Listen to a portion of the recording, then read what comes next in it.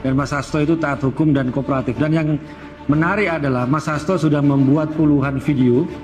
Itu adalah yang tadi disampaikan itu yang pertama, akan ada lanjutan puluhan video yang juga di situ akan membongkar dugaan keterlibatan petinggi-petinggi negara kasus korupsi. Dan ini video-video nanti itu kalau diliris akan menggemparkan, Mas, akan mengubah peta pemberantasan korupsi, opini publik, dan luar biasa karena yang akan disebut nama-namanya dan bukti-buktinya nanti sungguh mencengangkan. Dan saya sudah menonton beberapa video tersebut dengan bukti-bukti yang sudah ada.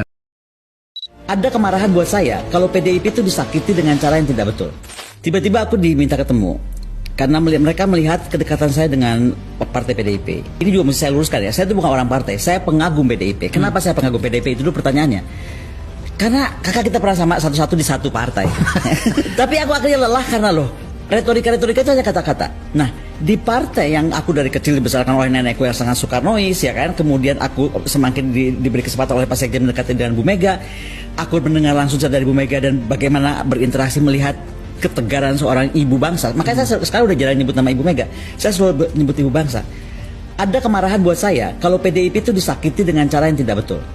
Nah, jadi ketika saya diminta ketemu, ya kan, dia bilang, Mbak, gue punya berita satu tentang sahabat tuh, Hasto gitu. Oke, langsung aku ketemu gitu kan. Terus dia bilang gini, gue gak ada waktu banyak gitu kan, karena kan dia anggota lah aku boleh sebut ya, gue gak ada waktu banyak. Maksudnya anggota itu aparat? Aparat. Oke. Nah, terus dia bilang gini, sahabat lu, tolong lu bilangin, berhenti bersuara keras, utamanya berjuangnya di Sumatera Utara dan di Jawa Tengah. Dan DIY juga. Iya, DKI juga. Karena filenya tuh sudah siap, bahwa beliau tuh tersangka tuh tinggal diumumkan. Wow. Nah, File sudah siap. Ya, tinggal diumumkan sebagai tersangka. Sebagai tersangka gitu. Ini kalaupun harus diteruskan, gue kasih tahu aja ya. Ini pasti kalah. Karena di sana udah pasti menang. Ini yang pasti kalah itu maksudnya kandidatnya. Kandidat PDIP pasti kalah. Pasti kalah. Okay. Karena makanya niat dia baik. Gini deh, istilahnya nafas tuh dipelihara aja lah untuk darah-darah menang. Ngapain darah dari situ udah pasti menang. Oke. Nah, buat aku ini kan remind me of months ago, gue di warning yang sama juga kan.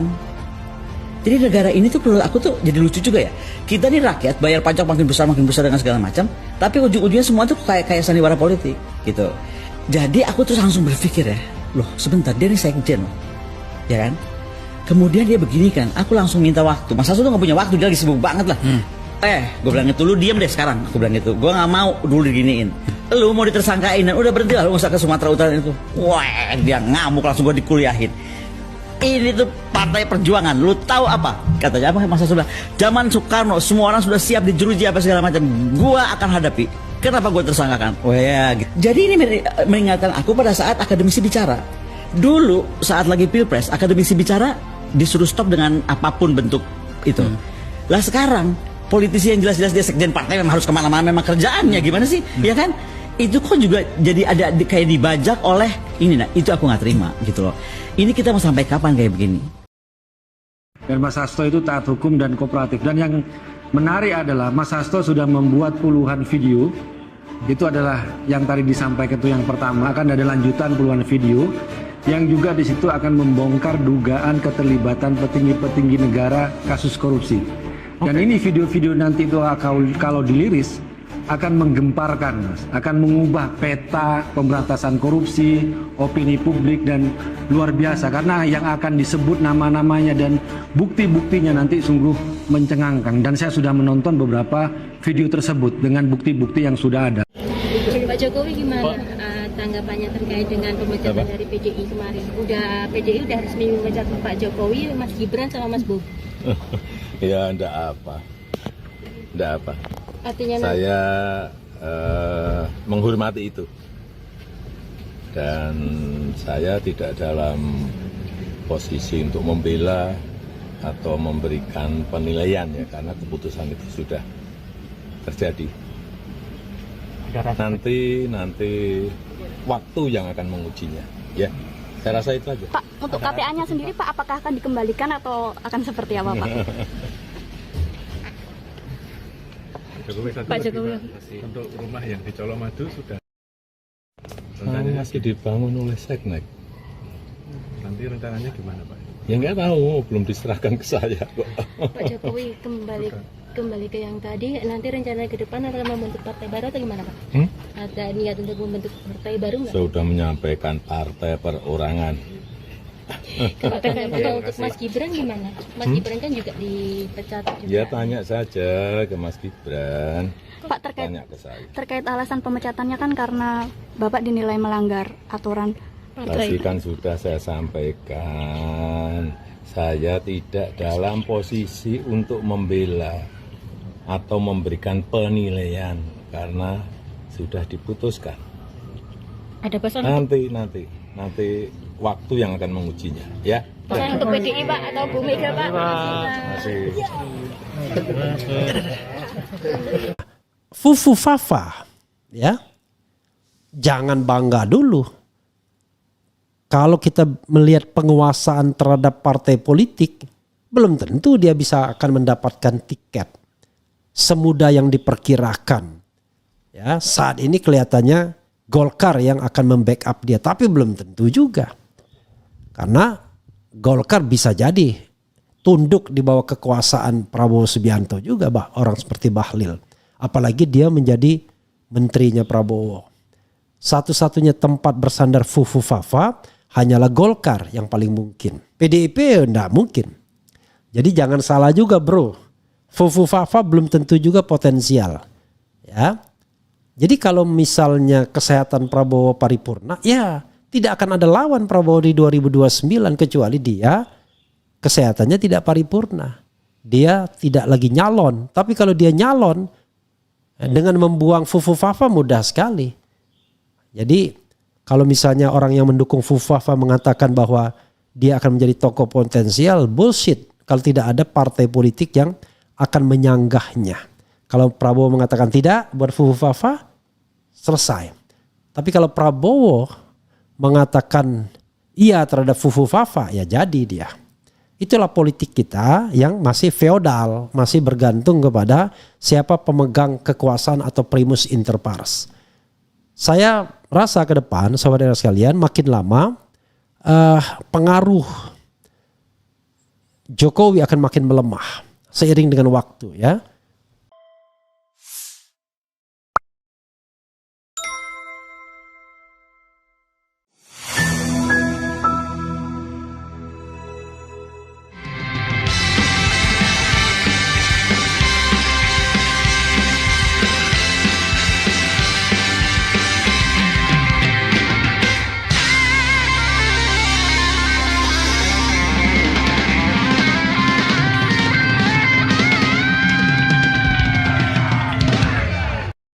Saya Kamarudin Watubun, Ketua Bidang Kehormatan PDI Perjuangan.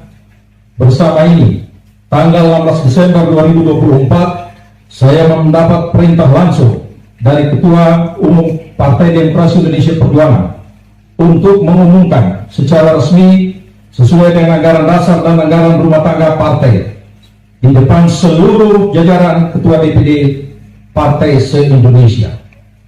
DPP Partai akan mengumumkan surat keputusan pemecatan terhadap Saudara Joko Widodo, Saudara Gibran Rakabuming-Raka, dan Saudara Bobi Nasution, serta 27 anggota lain yang kena pemecatan. Adapun surat SK saya baca sebagai berikut. 1. Surat keputusan nomor 16/4/9/DPP/12/Romawi/2024 tentang pemecatan Joko Widodo dari keanggotaan Partai Demokrasi Indonesia Perjuangan. Dewan Pimpinan Pusat Partai Demokrasi Indonesia Perjuangan menimbang dan seterusnya, mengingat dan seterusnya, memperhatikan, memutuskan, 1. Menetapkan, 1. Memberi sanksi organisasi berupa pemecatan kepada Joko Widodo dari keanggotaan Partai Demokrasi Indonesia Perjuangan. Assalamualaikum warahmatullahi wabarakatuh. Sobat RH sekalian, Jumpa lagi kita di channel yang keren ini. Keren cadas. Ya sobat RH sekalian, ini hal yang barangkali ditunggu oleh sebagian orang, yaitu pemecatan Joko Widodo dan keluarganya dari PDIP. Walaupun ibarat lagu yang pernah dinyanyikan Maudy Ayunda, cinta datang terlambat. Ini pemecatan datang terlambat ya. Seharusnya kan pemecatan itu sudah dilakukan jauh-jauh hari ketika Jokowi jelas-jelas tidak mengendorse pasangan Ganjar Mahfud yang dinominasikan oleh PDIP. Dan juga seharusnya ketika Bobi Nasution ternyata sudah pindah ke Gerindra sebelum dipecat. Dan juga ketika Gibran akhirnya mendampingi Prabowo Subianto, sang fufu fafa ini sebagai wakil presiden. Itu more than enough alasan untuk memecat mereka sebagaimana PDIP lakukan terhadap Budiman Sujatmiko dan Marwarar Sirait ya. Ketika mereka melipir ke Prabowo, mereka langsung dipecat ya.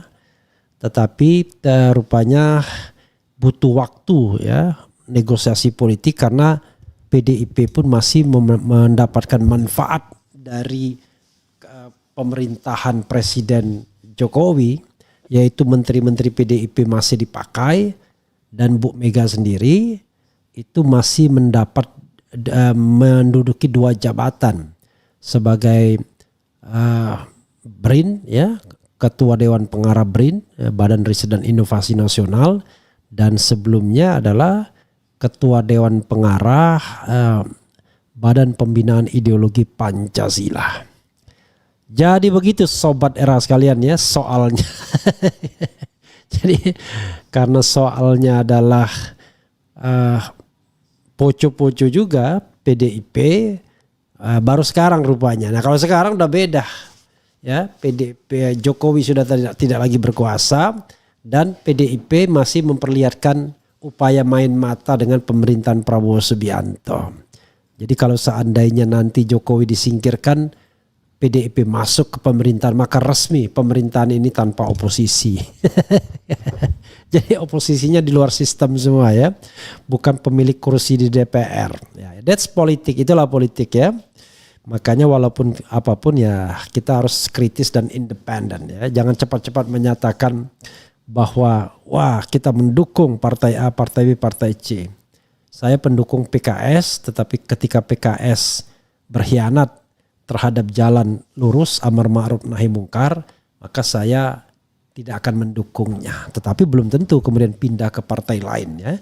Karena partai lain harus menunjukkan komitmen yang lebih kuat dibandingkan partai PKS misalnya kalau kita bicara tentang melawan kezaliman. Karena PKS sudah terbukti menjadi oposan pemerintahan Presiden Jokowi selama hampir 10 tahun ya. Saya katakan hampir 10 tahun karena mereka gabung sama Kimplas di saat-saat terakhir.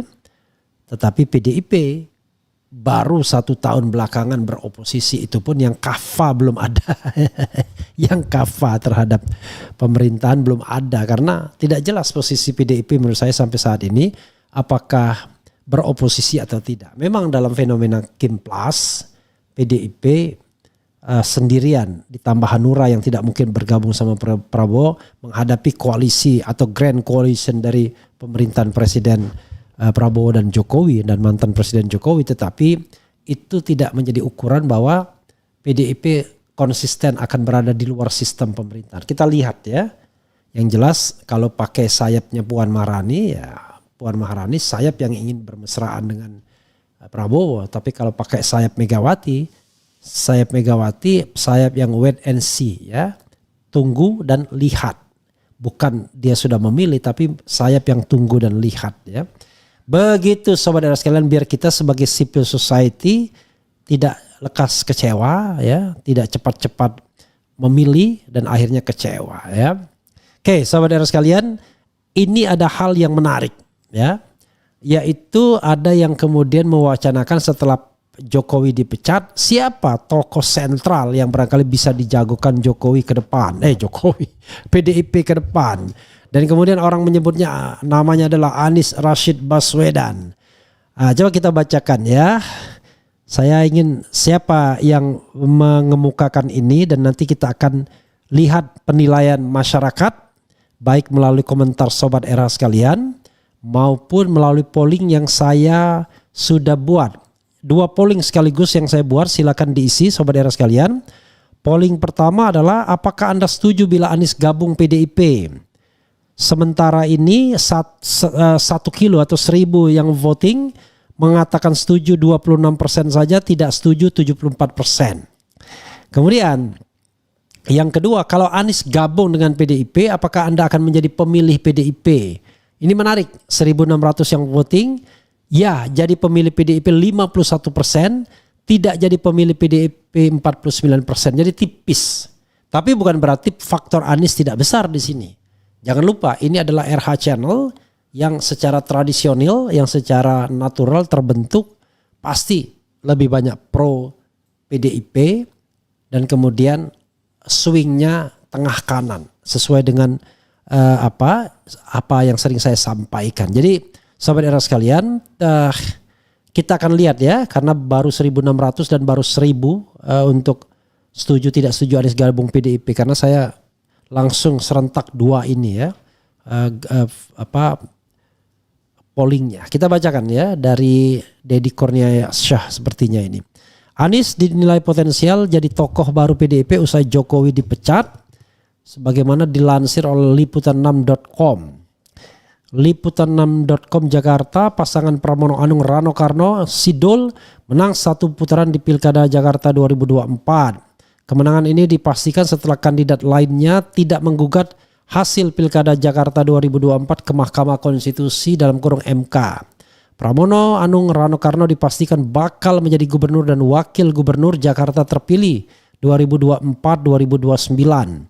Direktur Eksekutif Indonesia Political Opinion Deddy Kurniasyah menegaskan ada peran mantan gubernur Jakarta Anies Baswedan dalam kemenangan yang diraih Pramono Rano di Pilkada Jakarta 2024. Menurut Deddy, Anies bakal memperoleh panggung politik baru dari Pramono Rano maupun PDI Perjuangan.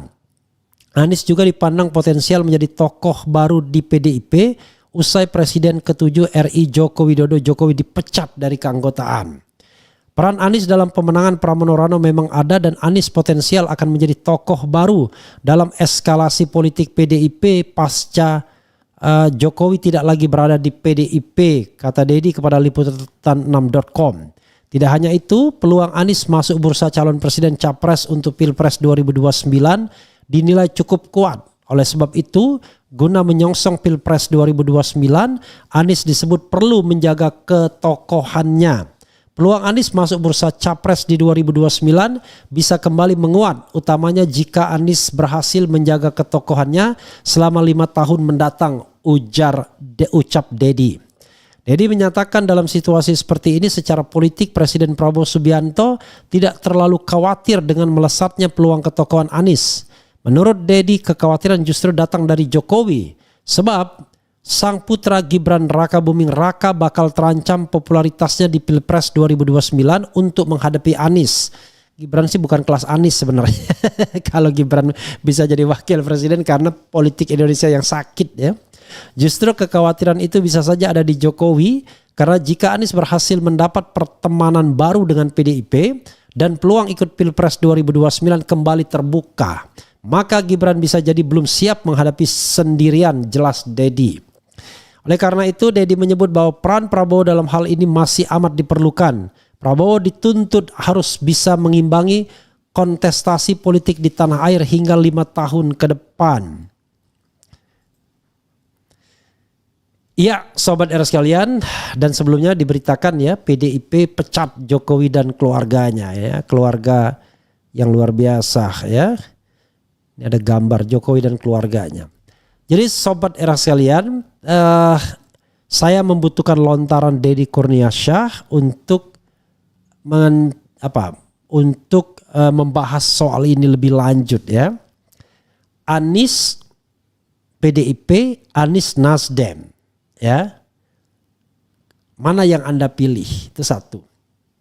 Kalau Gerindra rasanya tidak mungkin. Nah sekarang kalau Anies direkrut di salah satu partai tersebut, maka pastilah kebutuhannya untuk 2029. Kalau mau jujur, tidak ada tokoh yang lebih moncer dari Anies hari ini. Kalau Prabowo kemudian menjadi presiden, ya tentu ada catatan dalam pemilihannya. Kita tidak pernah melihat kampanyenya luar biasa besar dan lain sebagainya, tetapi toh terpilih. Ya itulah. Kalau yang bergerak itu adalah the invisible hand. Oke? Itu satu sisi. Karena itu kalau kita bicara ketokohan, ya panggung publik, panggung politiknya, maka Anies adalah tokoh yang paling terdepan hari ini. Walaupun dia tidak punya jabatan politik. Orang suka mendengarkan Prabowo karena dia presiden tentunya. Tapi orang mendengarkan Anies tentu karena dia punya magnet tersendiri. Walaupun dia saat ini tidak memiliki jabatan politik apapun alias gelandangan politik sebagaimana sering dituduhkan. Saya Refli Harun juga dibilang gelandangan politik ya. Nah karena itu saudara sekalian, tapi dilemanya ada di Anies hari ini. Apa dilema Anies? Dilema Anies itu adalah antara membentuk partai politik atau menunggu partai politik yang ingin melamarnya sebagai pengurus teras partai politik atau bahkan ketua umum partai politik. Jadi pasca pilkada Jakarta ini ya ada dua partai yang kemudian punya peluang untuk memberikan karpet merah kepada Anies Baswedan. Satu dari Nasdem, dua dari PDIP. Bedanya adalah dengan PDIP, Anies belum punya akses langsung ke Megawati Soekarno Putri. Anies belum pernah bertemu dengan Megawati. Tetapi kalau Nasdem dengan Surya Paloh bertemu berkali-kali. Oke? Jangan lupa sobat era sekalian, Surya Paloh kelahiran 51, Megawati kelahiran 47. Dari sisi usia Megawati 4 tahun lebih tua dibandingkan Surya Paloh. Tetapi keduanya tokoh senior yang karena hukum alam pasti akan step down. Bayangkan sekarang Megawati Soekarno Putri tahun ini nanti akan menjadi 76 tahun usianya tahun depan. Karena kelahiran tahun 49. Jadi akan menjadi 75 tahun. Menjadi 78 tahun usianya. Kelahiran 47 2005 ya. Jadi akan menjadi 78 tahun usianya. Sementara Surya Paloh akan menjadi karena kelahiran 51 akan menjadi 74 tahun.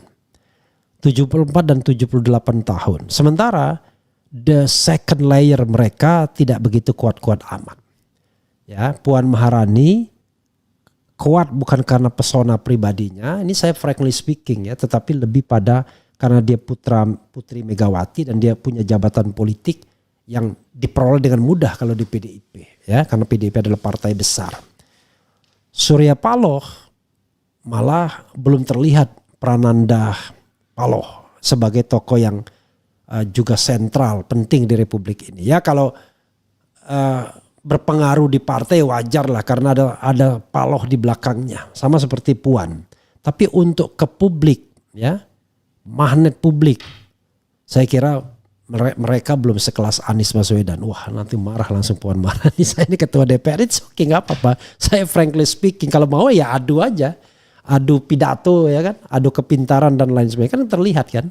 Siapa yang memiliki konsep, siapa yang memiliki determinasi dan lain sebagainya. Nah, karena itu PDIP membutuhkan tokoh seperti itu dan juga Nasdem. Menurut saya ini dalam benak saya yang sok tahu ya inilah yang membuat Anies kemudian ragu untuk membentuk partai politik sendiri. Padahal saya mengatakan kalau Anies mau membentuk partai politik enggak usah berpikir soal uang. Partisipasi akan tinggi. Semua orang pasti ingin menjadi anggota partai politik tersebut. Bukan semua orang ya. akan banyak sekali orang yang mau menjadi anggota dan pengurusnya. Bahkan menyediakan ruang-ruang kantor untuk menjadi pengurus kalau Anies mau membentuk partai politik. Tapi the problem is, kalau dia membentuk partai politik dan di luar dari 8 partai politik yang hari ini berkuasa di DPR, maka bisa jadi jalan untuk mendapatkan nominasi di Pilpres makin jauh. Karena pemegang palu adalah 8 partai di partai politik di DPR dan 7 diantaranya berkoalisi. Hanya 1 yang kemudian yang belum berkoalisi dan itu pun tidak menunjukkan sebuah sikap oposisi yang kuat.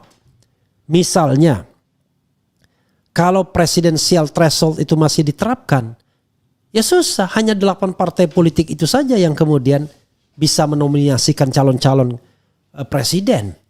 Dan sepotensial apapun dalam konteks pilkada DKI misalnya.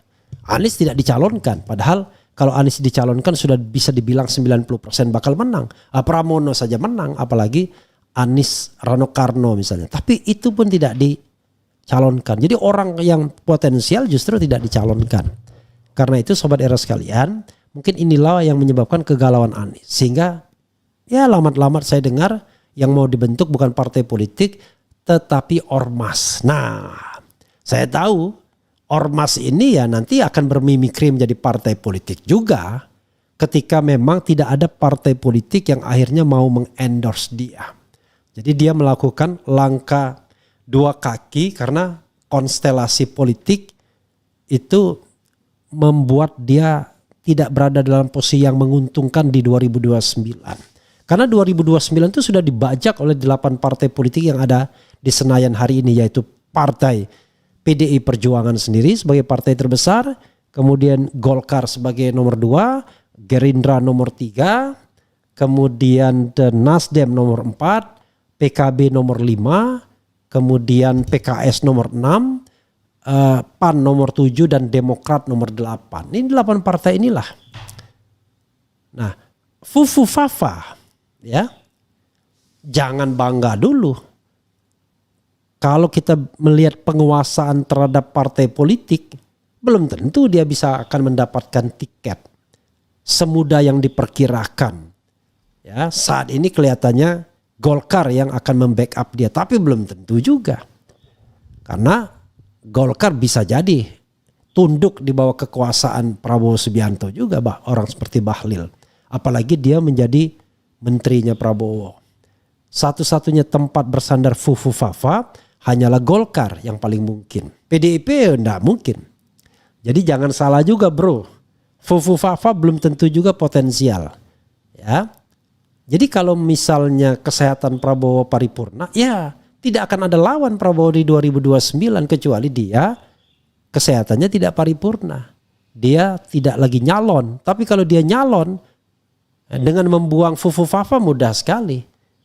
Jadi kalau misalnya orang yang mendukung Fufu Fafa mengatakan bahwa dia akan menjadi tokoh potensial, bullshit. Kalau tidak ada partai politik yang akan menyanggahnya. Kalau Prabowo mengatakan tidak buat Fufu Fafa, selesai. Tapi kalau Prabowo mengatakan iya terhadap Fufu Fafa, ya jadi dia. Itulah politik kita yang masih feodal, masih bergantung kepada siapa pemegang kekuasaan atau primus inter pares. Saya rasa ke depan, saudara sekalian, makin lama pengaruh Jokowi akan makin melemah seiring dengan waktu ya. Tapi sekarang kelihatan masih kuat. Makin lama makin melemah. Dukungan konglomerat dan lain sebagainya pasti akan ke presiden yang terpilih. Itu pragmatisme di kalangan bisnis biasa seperti itu. Sekarang masih karena masih ada pengaruhnya, tetapi nanti lambat laun. Nah, maka sekarang pertanyaannya adalah bergantung Prabowo Subianto. Apakah Prabowo akan menjadi tokoh yang fair atau tokoh yang tidak fair? Kalau dia menjadi tokoh yang tidak fair, maka dia akan menjaga kesehatannya luar biasa untuk kemudian for the second term of office. Kendati usianya nanti pada tahun 2029 sudah 78 tahun, dia nggak akan peduli, ya. Ya, he doesn't care mengenai usianya yang 78 tahun. Sepanjang dia masih kuat dan paripurna, dia pengen jadi presiden lagi. Itu watak manusia. Ya. Tetapi kalau dari awal dalam hati terdalamnya saya hanya ingin 1 periode, maka ada apa istilahnya? Ada angin segar bagi yang namanya kompetisi politik yang lebih sehat ke depan. Apalagi kemudian dia mengeluarkan sebuah kebijakan untuk misalnya menghapuskan threshold, presidensial threshold. Dan kemudian juga membuka ruang kompetisi politik melalui perubahan undang-undang politik ke depannya. Kalau itu terjadi, ya ada harapan. Tapi kalau enggak, orang tanya 2034 baru tanya, 2029 masih Prabowo lagi, 2034 keburu tua semua kita. Anies Baswedan akan menjadi 65 tahun sudah usianya. Sorry. Ya 65 tahun kalau 2034. Ya kan? Jadi udah termasuk tua juga. Padahal the golden age-nya seorang pemimpin itu ya between 50 ke 60 tahun. Ya, Jokowi ya was there, kemudian SBY was there, ya kan? Amin Rais juga dan lain sebagainya. Megawati bahkan lebih muda lagi, tetapi ketika dia menjadi presiden pada tahun 2021 usianya juga sudah 50-an. Jadi sahabat sekalian, sekali lagi ya, kegalauan Anies ini wajar karena kompetisi politik kita tertutup. Kayaknya demokratis padahal tidak. Bayangkan 8 partai itu 7 sudah dikuasai oleh Prabowo Subianto. Jadi Prabowo bergantung apakah dia ingin jadi presiden lagi atau tidak. Tapi orang sekitarnya pasti mengatakan, Pak, Bapak nyalonkan lagi, rakyat pasti menginginkan dan lain sebagainya. Dan kartel politik bekerja, nggak ada kompetisi politik. Kalau tidak ada kompetisi politik ya namanya bohong-bohongan aja.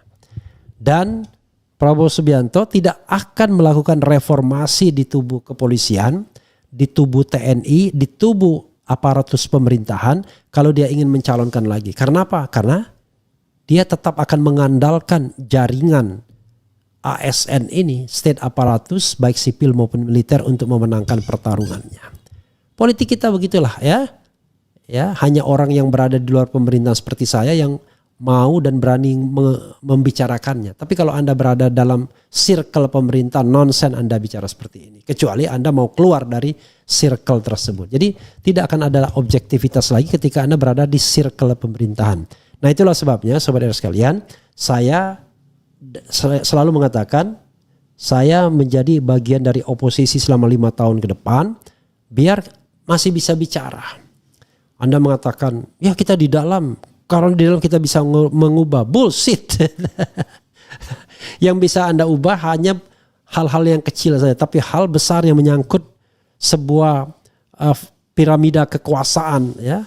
Itu tidak akan Anda bisa ubah kecuali pemimpinnya mau mengubahnya. Nah, untuk membuat pemimpin itu berubah tidak dari dalam, tetapi serangan-serangan dari luar yang kuat, dahsyat untuk mengingatkan kepada pemimpin bahwa negeri ini dimerdekakan bukan untuk sekelompok atau segelintir orang, tapi untuk kita bersama. Dan politik elektoral kita tidak diabadikan untuk kepentingan segelintir orang, apalagi satu orang, tetapi semua orang. Kalau Anda layak, ya harusnya Anda bisa berkompetisi dalam pemilihan presiden dan wakil presiden. Tapi yang sekarang terjadi, yang tidak layak bisa berkompetisi, yang layak disingkirkan, kan kacau. Ya, saudara sekalian, kita tengok lagi ya, berapa yang kemudian membuat mengisi polling kita ya. Jadi kalau Anies gabung dengan PDIP, apakah Anda setuju bila Anies gabung PDIP ya for the time being 2100 yang baru voting, ya maklum lah ini jam-jam kerja masih ya. Yang setuju itu 26%, yang tidak setuju 74%, kurang lebih sama. Kemudian kalau Anies gabung dengan PDIP, apakah Anda akan menjadi pemilih PDIP 3 kilo ya? Yang memilih 3.000 ya jadi pemilih itulah 48%, tidak jadi pemilih PDIP 52%.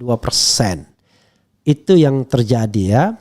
Karena sebenarnya kalau kita mau jujur, Anies dan PDIP itu agak problematik sesungguhnya. Tetapi bukan berarti tidak bisa blended.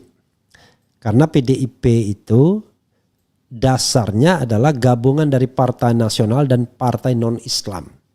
Ya, di situ ada PNI, ada Parkindo, ya, ada partai apa lagi ya.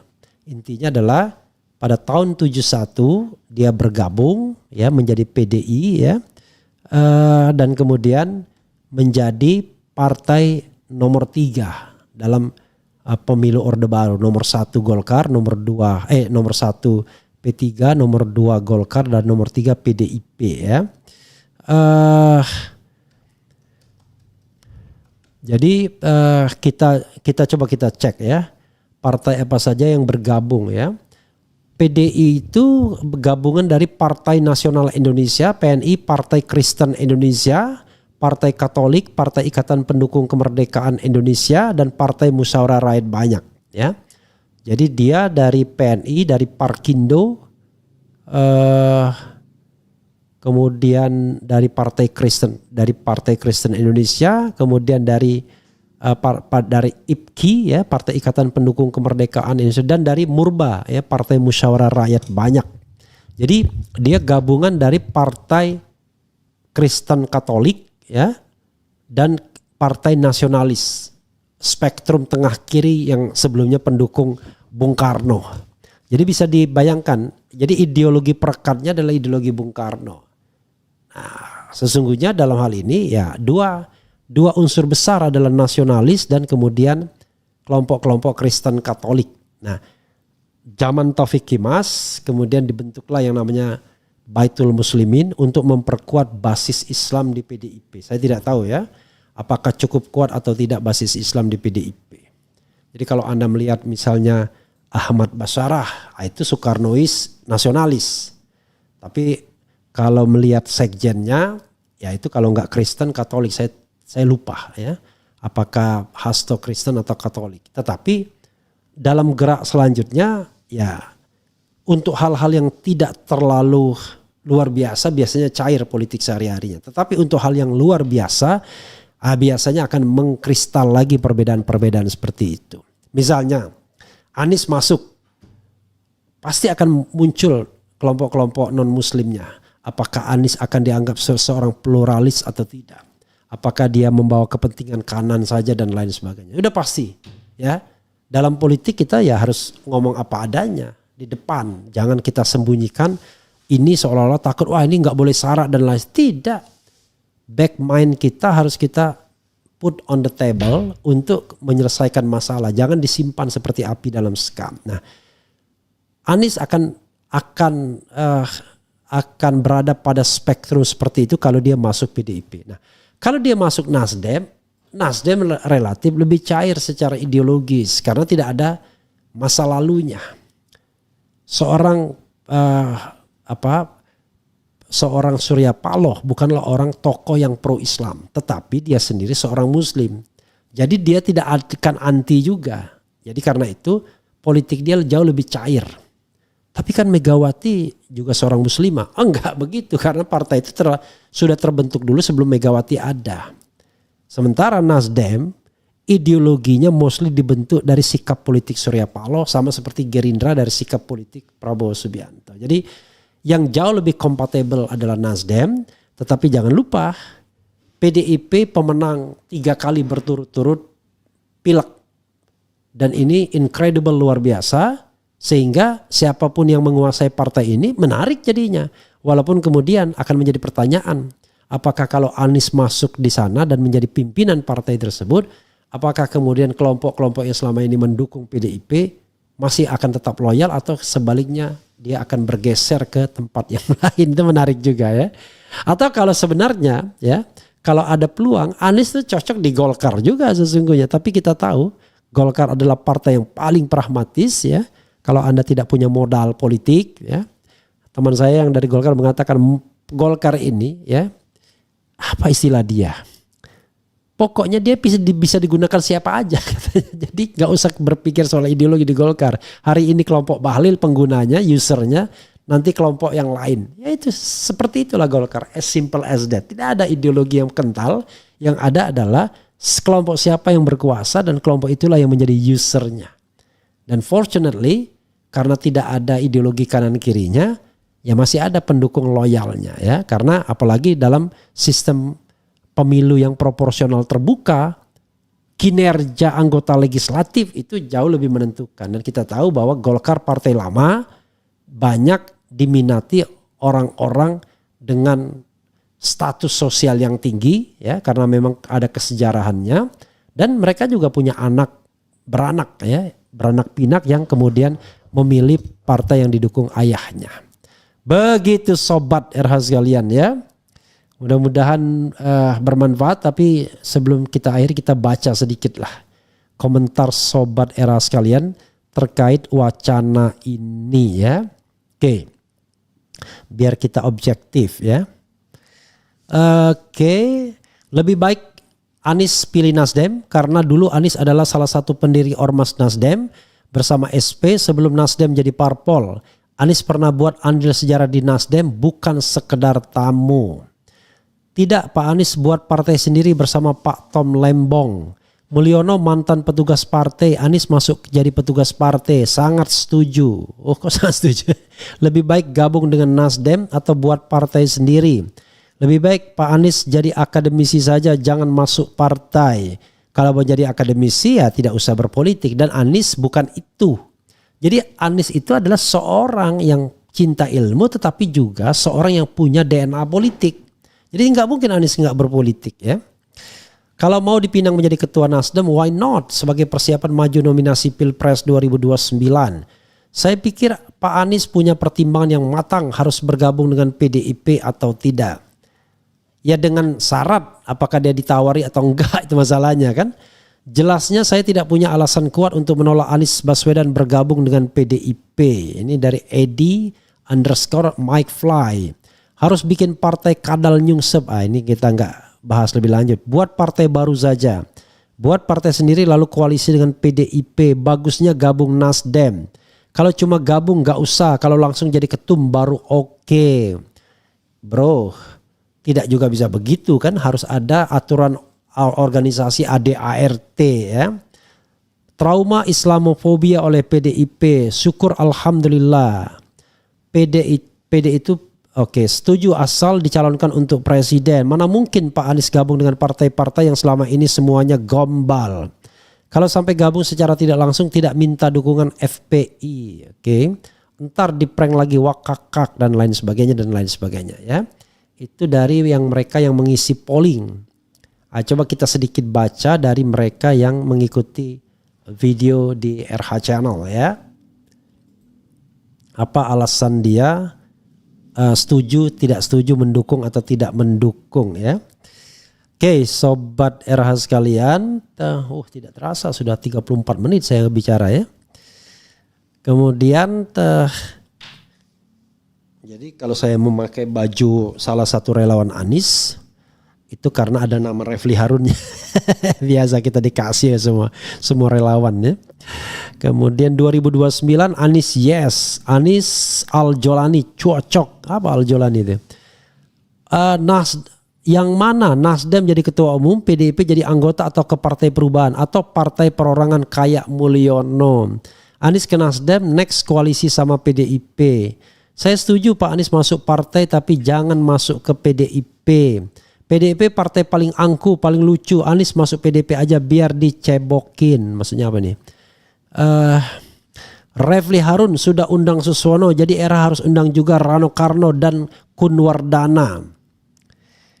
Apa nggak ada kewajiban? Tapi untuk Rano Karno saya sudah undang duluan, Bro Rano, ya, Dul, Bang Dul, ya.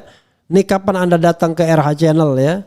Saya undang Anda duluan, malah Suswono yang datang duluan yang saya undang belakangan. Ya biasanya kalau menang kan agak sibuk, tapi Mbok ya mampirlah ke sini ya. Karena saya ingin tanya Anda sebagai Dul dan sebagai Gali. Oke.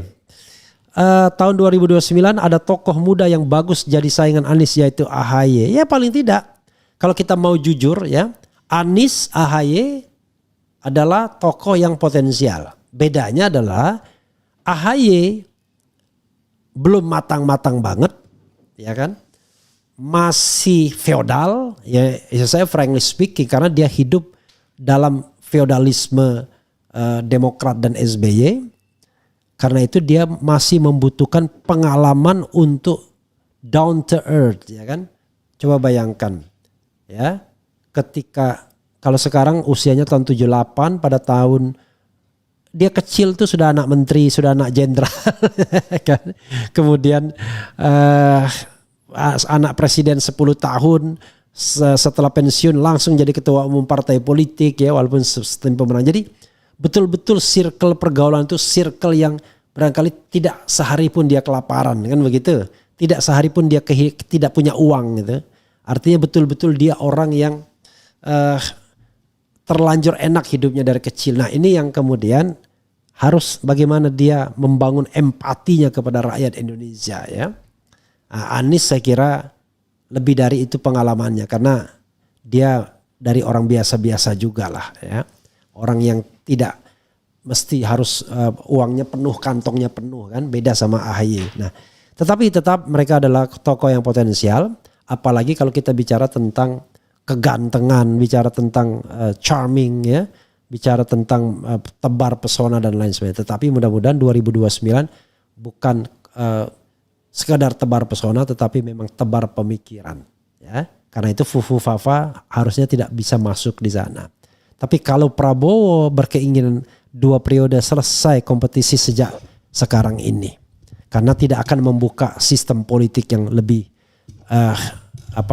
lebih kompetitif ya untuk Pilpres. Itu saja sobat sekalian, mudah-mudahan bermanfaat. Wassalamualaikum warahmatullahi wabarakatuh. Keren cadas.